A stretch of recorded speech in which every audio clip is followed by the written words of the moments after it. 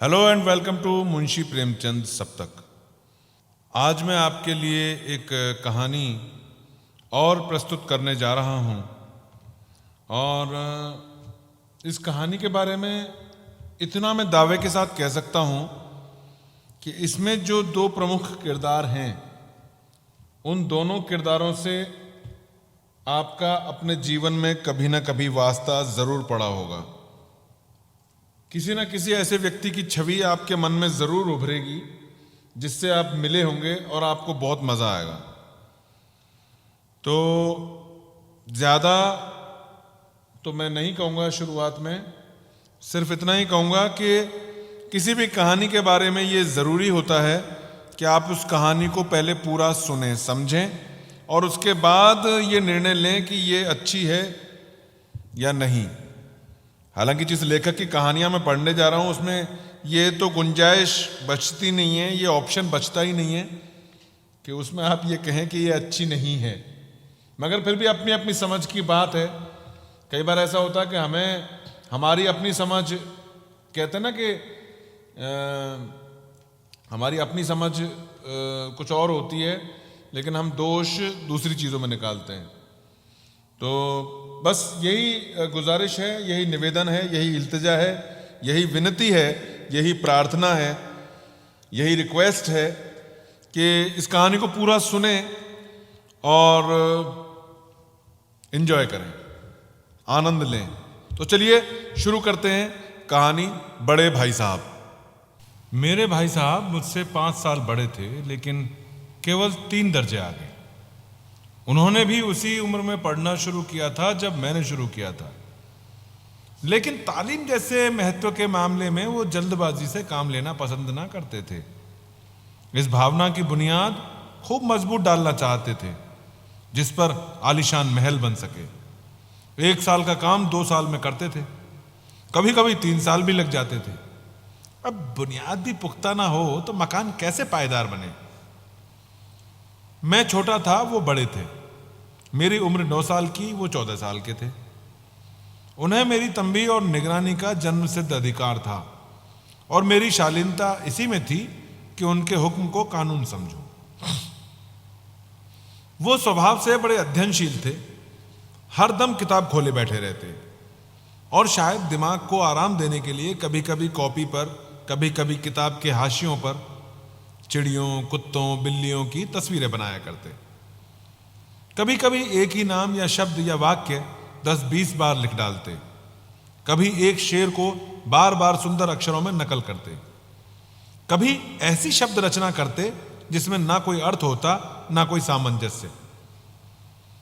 मसलन एक बार उनकी कॉपी पर मैंने ये इबारत लिखी देखी, स्पेशल, अमीना, भाइयों भाइयों, दर्द दर्द, दरअसल, भाई भाई, राधे श्याम, श्रीयुक्त राधे श्याम, 1 घंटे तक, वगैरह वगैरह। इसके बाद एक आदमी का चेहरा बना हुआ था। मैंने बहुत चेष्टा की कि इस पहेली का कोई अर्थ निकालूं, लेकिन असफल रहा और उनसे पूछने का साहस ना जुटा सका। वो 9वीं जमात में थे, मैं 5वीं में। उनकी रचनाओं को समझना मेरे लिए छोटा मुंह और बड़ी बात थी। मेरा जी पढ़ने में बिल्कुल ना लगता था। 1 घंटा भी किताब लेकर बैठना पहाड़ था।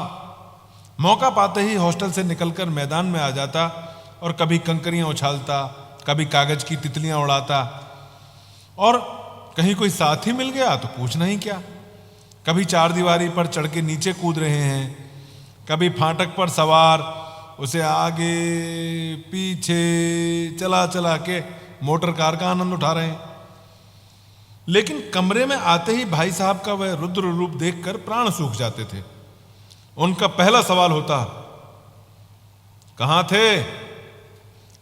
हमेशा वही सवाल, इसी ध्वनि में हमेशा पूछा जाता था और इसका जवाब मेरे पास केवल मौन था। न जाने मेरे मुंह से यह बात क्यों ना निकलती थी कि जरा बाहर खेल रहा था। मेरा मौन कह देता था कि मुझे अपना अपराध स्वीकार है और भाई साहब के लिए इसके सिवा और कोई इलाज ना बचता था कि स्नेह और रोष से मिले हुए शब्दों से मेरा सत्कार करें। इसी तरह अंग्रेजी पढ़ोगे इसी तरह अंग्रेजी पढ़ोगे तो जिंदगी भर पढ़ते रहोगे और एक हर्फ तक ना आएगा। अरे अंग्रेजी पढ़ना कोई हंसी खेल है कि जो चाहे पढ़ ले? नहीं तो ऐसा नहीं कि हर एरा केरा नत्थू खेरा सभी अंग्रेजी के विद्वान हो जाते। यहां दिन रात आंखें फोड़नी पड़ती हैं और खून जलाना पड़ता है, तब कहीं यह विद्या आती है। और आती क्या है, हां बस कहने को आ जाती है। बड़े बड़े विद्वान भी शुद्ध अंग्रेजी नहीं लिख सकते, बोलना तो दूर रहा। और मैं कहता हूं, तुम कितने घोंगा हो बे, हैं कि मुझे देखकर भी सबक नहीं लेते। मैं कितनी मेहनत करता हूं ये तुम अपनी आंखों से देखते हो, और अगर नहीं देखते तो ये तुम्हारी आंखों का कसूर है, तुम्हारी बुद्धि का कसूर है। अरे इतने मेले तमाशे होते हैं, मुझे तुमने कहीं जाते देखा है? रोज ही क्रिकेट और हॉकी के मैच होते हैं, मैं पास तक नहीं पटकता, हमेशा पढ़ता रहता हूं। उस पर भी एक एक दर्जे में 2-2, 3-3 साल पढ़ा रहता हूं। फिर भी तुम कैसे आशा करते हो कि तुम यूं खेल कूद में वक्त गंवाकर पास हो जाओगे? अरे मुझे तो 2-3 साल ही लगते हैं, लेकिन तुम उम्र भर इसी दर्जे में पड़े सड़ते रहोगे। और अगर तुम्हें इसी तरह उम्र गंवानी है तो बेहतर है घर चले जाओ और मजे से गुल्ली डंडा खेलो। दादा की गाढ़ी कमाई के रुपयों को ऐसे बर्बाद करने का तुम्हें कोई हक नहीं। मैं यह लताड़ सुनकर आंसू बहाने लगता। जवाब ही क्या था, अपराध तो किया था मैंने, तो लताड़ कौन सहे। भाई साहब उपदेश की कला में निपुण थे, ऐसी ऐसी लगती बातें कहते, ऐसे ऐसे सूखती बाण चलाते कि मेरे जिगर के टुकड़े टुकड़े हो जाते और हिम्मत टूट जाती। इस तरह जान तोड़कर मेहनत करने की शक्ति मैं अपने में ना पाता था, और उस निराशा में जरा देर के लिए मैं सोचने लगता, क्यों ना घर चला जाऊं। जो काम मेरे बूते के बाहर है उसमें हाथ डालकर अपनी जिंदगी क्यों खराब करूं। मुझे अपना मूर्ख रहना मंजूर था, लेकिन इतनी मेहनत ना भाई ना, मुझे तो चक्कर आ जाते हैं। लेकिन घंटे 2 घंटे के बाद निराशा के बादल फट जाते और मैं इरादा करता कि आगे से खूब जी लगाकर पढ़ूंगा। चटपट एक टाइम टेबल बना डालता। बिना पहले के नक्शा बनाए, कोई स्कीम तैयार बिना कैसे काम शुरू करूं। टाइम टेबल में खेल कूद की मद बिल्कुल उड़ जाती। प्रातःकाल उठना, 6 बजे मुंह हाथ धोकर नाश्ता कर पढ़ने बैठ जाना, 6 से 8 तक अंग्रेजी, 8 से 9 तक हिसाब, 9 से 9:30 तक इतिहास, फिर भोजन और स्कूल। 3:30 बजे स्कूल से वापस होकर आधा घंटा आराम, 4 से 5 तक भूगोल, 5 से 6 तक ग्रामर, आधा घंटा हॉस्टल के सामने ही टहलना, 6:30 से 7 तक अंग्रेजी कंपोजिशन, फिर भोजन करके 8 से 9 तक अनुवाद, 9 से 10 तक हिंदी, 10 से 11 तक विविध विषय, और फिर विश्राम। मगर टाइम टेबल बना लेना एक बात है और उस पर अमल करना दूसरी बात। पहले ही दिन उसकी अवहेलना शुरू हो जाती है। मैदान की वह सुखद हरियाली, हवा के हल्के हल्के झोंके, फुटबॉल की वह उछल कूद, कबड्डी के दांव घात, वॉलीबॉल की वह तेजी और फुर्ती मुझे अज्ञात और अनिवार्य रूप से अपनी ओर खींच ले जाती, और वहां जाते ही मैं सब कुछ भूल जाता। वो जानलेवा टाइम टेबल, वो आंख फोड़ पुस्तकें, किसी की याद न रहती, और भाई साहब को नसीहत और फजीयत का अवसर मिल जाता। मैं उनके साए से भागता, उनकी आंखों से दूर रहने की चेष्टा करता, कमरे में इस तरह दबे पांव आता कि उन्हें खबर ना हो। उनकी नजर मेरी ओर उठी और मेरे प्राण निकले। हमेशा सिर पर एक नंगी तलवार सी लटकी रहती थी। फिर भी जैसे मौत और विपत्ति के बीच भी आदमी मोह और माया के बंधन में जकड़ा रहता है, मैं फटकार और घुड़कियां खाकर भी खेल कूद का तिरस्कार न कर सकता था। सालाना इम्तिहान हुआ, भाई साहब फेल हो गए और मैं पास हो गया और दर्जे में प्रथम आया। मेरे और उनके बीच 2 साल का अंतर रह गया। जी मैं आया भाई साहब को इस बार जरा आड़े हाथों लूं। आपकी वो घोर तपस्या कहां गई हैं? मुझे देखिए, मजे से खेलता भी रहा और दर्जे में अव्वल भी हूं। लेकिन वो इतने दुखी और उदास थे कि मुझे उनसे दिली हमदर्दी हुई और उनके घाव पर नमक छिड़कने का विचार ही लज्जास्पद जान पड़ा। हां, अब मुझे अपने ऊपर कुछ अभिमान हुआ और आत्मसम्मान भी बढ़ा। भाई साहब का वह रोब मुझ पर अब न रहा। आजादी से खेल कूद में शरीक होने लगा। दिल मजबूत था। अगर उन्होंने फिर से फजीयत की तो साफ कह दूंगा, आपने अपना खून जलाकर कौन सा तीर मार लिया जी हैं? मैं तो खेलते कूदते भी दर्जे में अव्वल आ गया। जबान से यह हेकड़ी जताने का साहस ना होने पर भी मेरे रंग ढंग से साफ जाहिर होता था कि भाई साहब का वह आतंक अब मुझ पर नहीं रहा। भाई साहब ने भी इसे भांप लिया। उनकी सहज बुद्धि बड़ी तीव्र थी और एक दिन जब मैं भोर का सारा समय गुल्ली डंडे की भेंट करके ठीक भोजन के समय लौटा तो भाई साहब ने मानो तलवार खींच ली और मुझ पर टूट पड़े। देखता हूं इस साल पास हो गए हो और दर्जे में अव्वल आ गए हो तो तुम्हें दिमाग हो गया है। मगर भाईजान, घमंड तो बड़े बड़ों का नहीं रहा, तुम्हारी तो हस्ती ही क्या है। इतिहास में रावण का हाल तो पढ़ा ही होगा।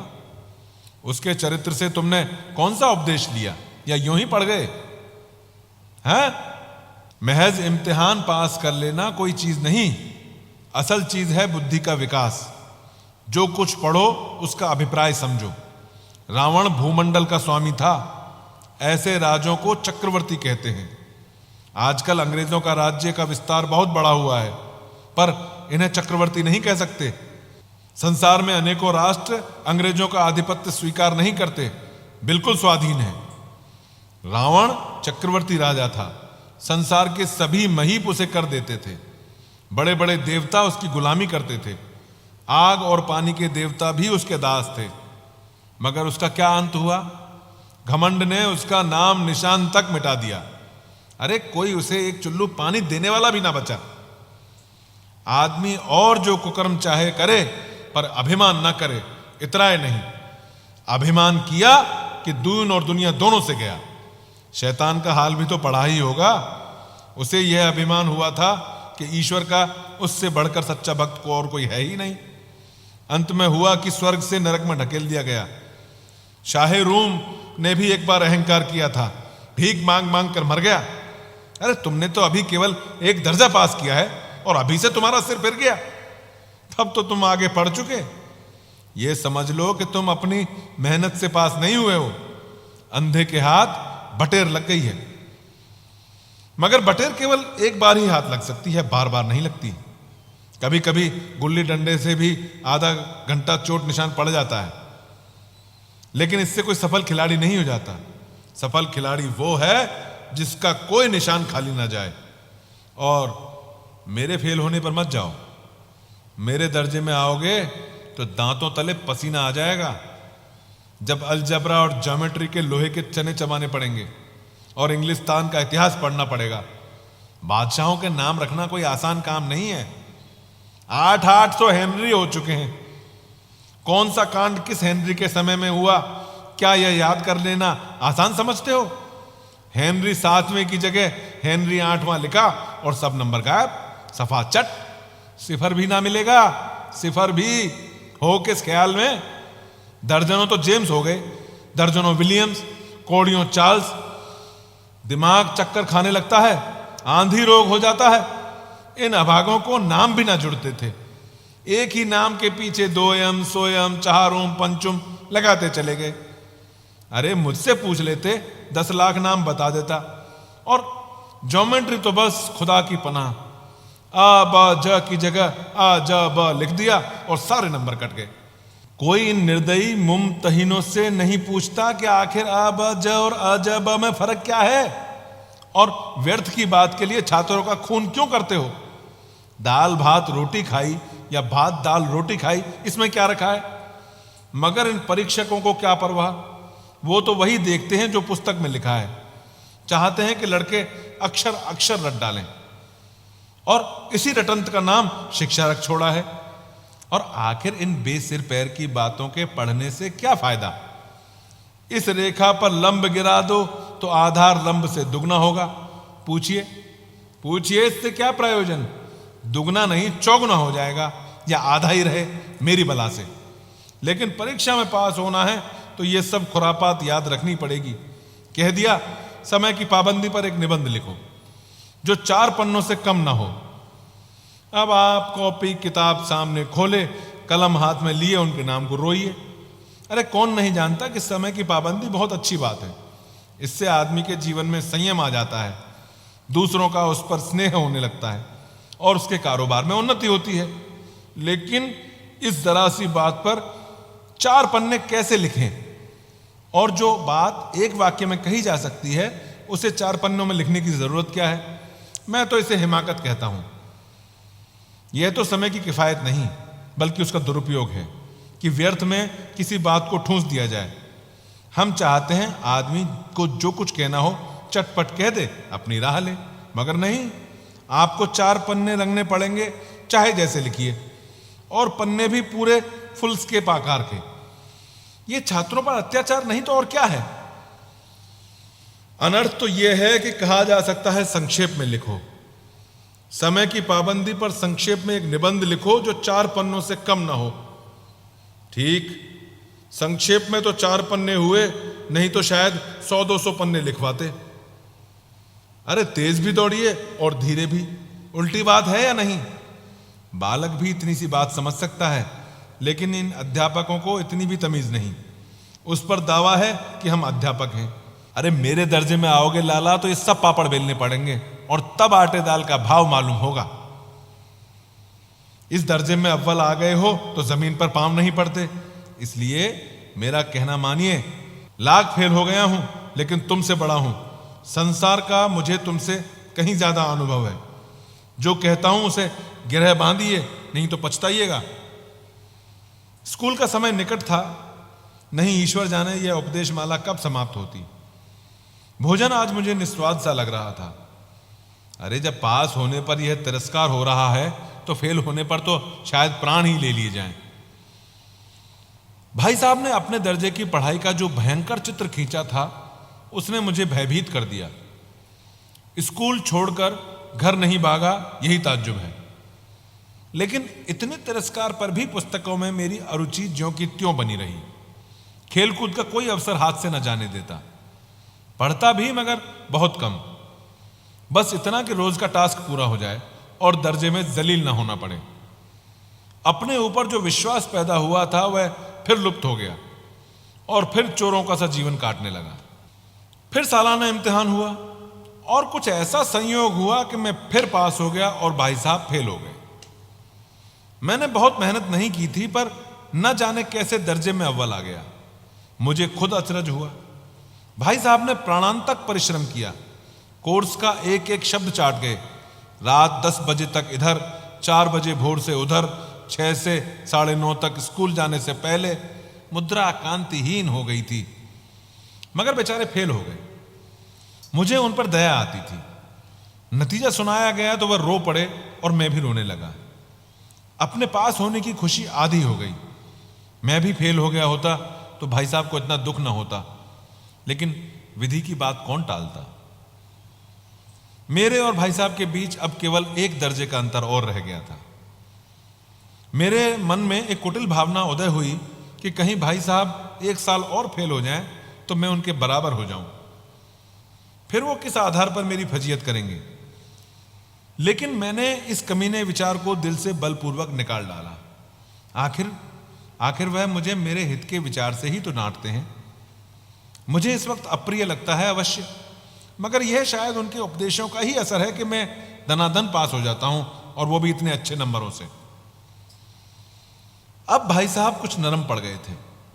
कई बार मुझे डांटने का अवसर पाकर भी उन्होंने धीरज से काम लिया। शायद अब वह खुद समझने लगे थे कि मुझे डांटने का अधिकार उन्हें नहीं रहा, या रहा भी है तो बहुत कम। मेरी स्वच्छंदता भी बढ़ी। मैंने सहिष्णुता का अनुचित लाभ उठाते हुए कुछ ऐसी धारणा बनाई कि मैं तो पास हो ही जाता हूं, पढ़ूं या नहीं, मेरी तकदीर बलवान है। इसलिए भाई साहब के डर से जो थोड़ा बहुत पढ़ लिया करता था वो भी अब बंद हुआ। मुझे कनकौए उड़ाने का नया शौक पैदा हो गया था। अब सारा समय पतंगबाजी की ही भेंट होता था। फिर भी मैं भाई साहब का अदब करता था और उनकी नजर बचाकर कनकौए उड़ाता था। मांझा देना, कन्नी बांधना, पतंग टूर्नामेंट की तैयारी आदि समस्याएं सब गुप्त रूप से हल की जाती थी। मैं भाई साहब को यह संदेह न करने देना चाहता था कि उनका सम्मान और लिहाज मेरी नजरों में कम हो गया है। एक दिन संध्या समय हॉस्टल से दूर मैं एक कनकौआ लूटने बेतहाशा दौड़ा जा रहा था। आंखें आसमान की ओर थीं और मन उस आकाशगामी पथिक की ओर जो मंद गति से झूमता पतन की ओर चला जा रहा था। मानो कोई आत्मा स्वर्ग से निकलकर विरक्त मन से नए संस्कार ग्रहण करने आ रही हो। मानो बालकों की पूरी सेना लग्गे और झाड़दार बांस लिए इनका स्वागत करने को दौड़ी आ रही थी। किसी को आगे पीछे की खबर न थी।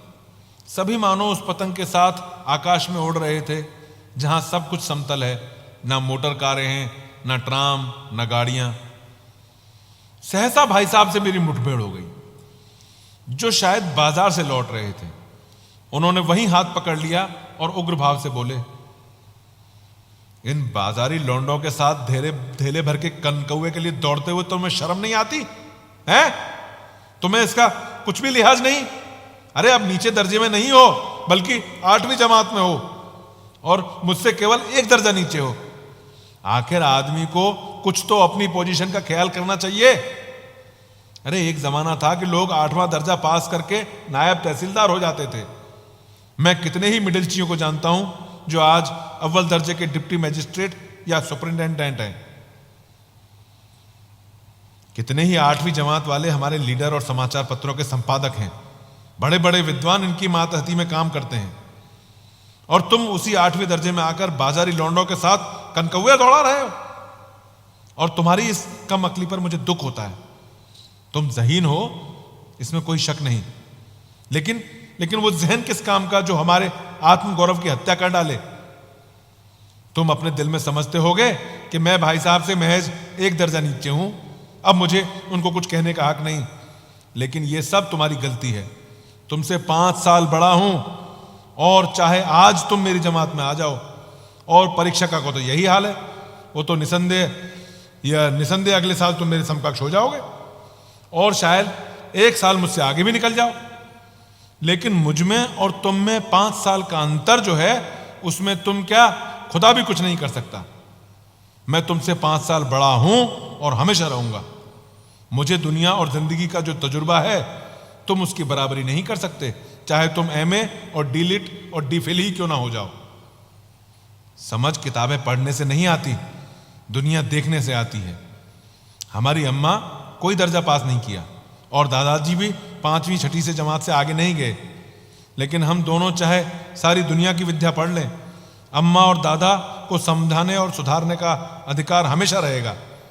केवल इसलिए नहीं कि वे हमारे जन्मदाता हैं, बल्कि इसलिए कि उन्हें दुनिया का हमसे ज्यादा तजुर्बा है और रहेगा। अमेरिका में किस तरह की राज व्यवस्था है और 8वें हेनरी ने कितने ब्याह किए और आकाश में कितने नक्षत्र हैं, ये बातें चाहे उन्हें ना मालूम हो, लेकिन हजारों ऐसी बातें हैं जिनका ज्ञान उन्हें हमसे और तुमसे ज्यादा है। देव ना करे आज मैं बीमार हो जाऊं तो तुम्हारे तो हाथ पांव फूल जाएंगे। दादा को तार देने के सिवाय तुम्हें और कुछ ना सूझेगा। लेकिन तुम्हारी जगह दादा हो तो किसी को तार ना दें, ना घबराएं, ना बदहवास हों। पहले खुद मरज पहचान कर इलाज करेंगे, उसमें सफल ना हुए तो किसी डॉक्टर को बुलाएंगे। बीमारी तो खैर बड़ी चीज है, हम तुम तो इतना भी नहीं जानते कि महीने भर का खर्च महीना भर कैसे चले। जो कुछ दादा भेजते हैं उसे हम 20-22 तक खर्च कर डालते हैं और फिर पैसे पैसे को मोहताज हो जाते हैं। नाश्ता बंद हो जाता है, धोबी और नाई से मुंह चुराने लगते हैं।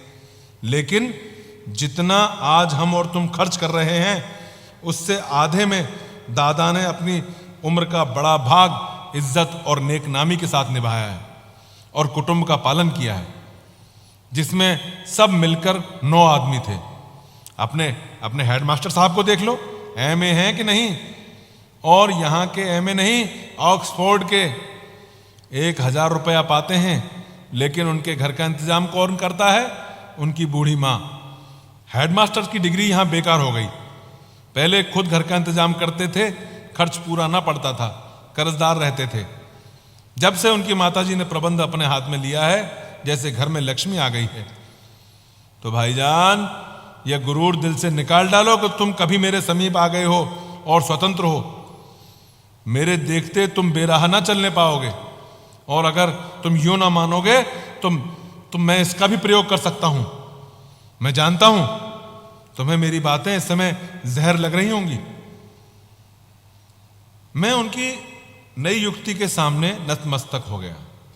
मुझे आज सचमुच अपनी लघुता का अनुभव हुआ और भाई साहब के प्रति मेरे मन में श्रद्धा उत्पन्न हुई।